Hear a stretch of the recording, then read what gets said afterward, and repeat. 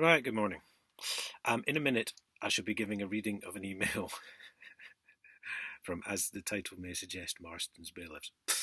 Um, Now, this goes back to August when I was unlawfully arrested because the chap called Richard Gilbert stuck his foot in the door, and despite about 17 requests asking him to remove it from myself, he did not, and that's criminal trespass. The police, of course, backed him all up and everything, didn't question him at all. Because, as we know now, thanks to Inspector Paul Rogerson, the council and the courts are above prosecution. Thank you again, mate. Now, the videos are called, it's all on video. The videos are called Unlawful Arrest Part 1, Part 2, and Part 2.2. You might want to take an interest in the last one because it's about to top 10,000 views, I think.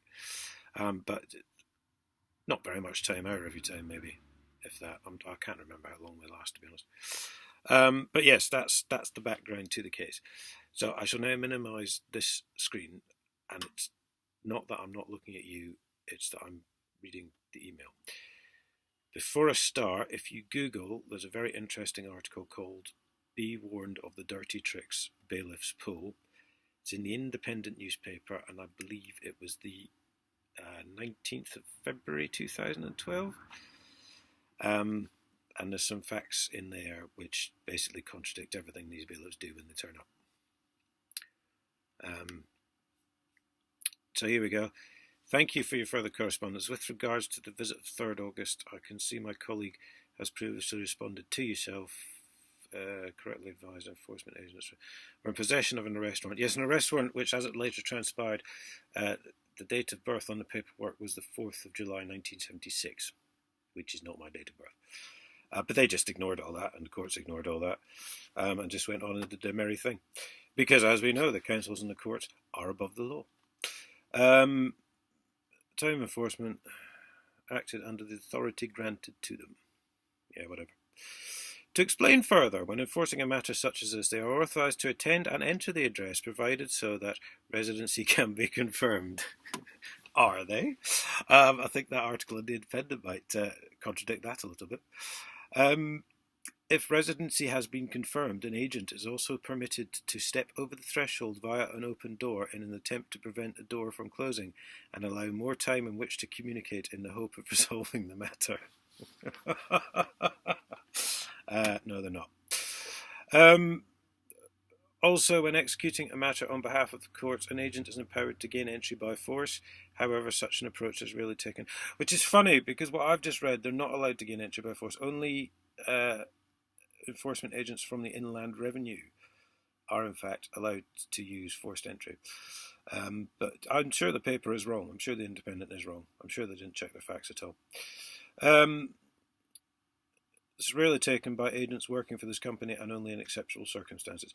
In this case, I can see the police officer used his authority to enter the premises to enforce the arrest warrant, whereas our enforcement agent remained just with his foot over the threshold to allow for continued communication with yourself. Yes, well, unfortunately, the foot over the threshold is still illegal. But I won't spoil the surprise. For those of you who haven't seen, that's in part 2.2 of those 3 videos when the copper turns up.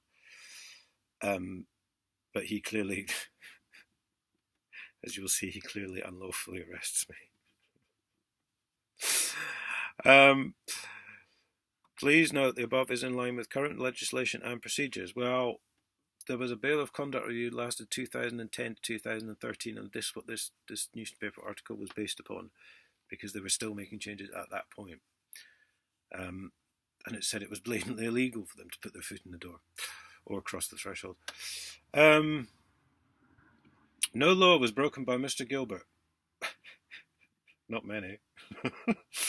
I can also confirm I have viewed the footage, and I'm happy to confirm that both our enforcement agents and in turn Marston Group Limited acted under the authority of warrant of arrest, yes, which had the wrong date of birth on it, but never mind, issued by the court service and in line with the relevant statutory and other legal regulations. And they considered that matter closed, funnily enough.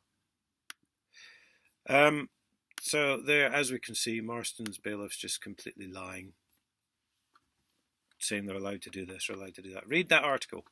Be warned of the dirty tricks bailiffs pull. And I think it was 19th February 2012, I think. because that will tell you a lot. In fact, everything that this bloke hasn't just said. Oh, right. Thank you for watching.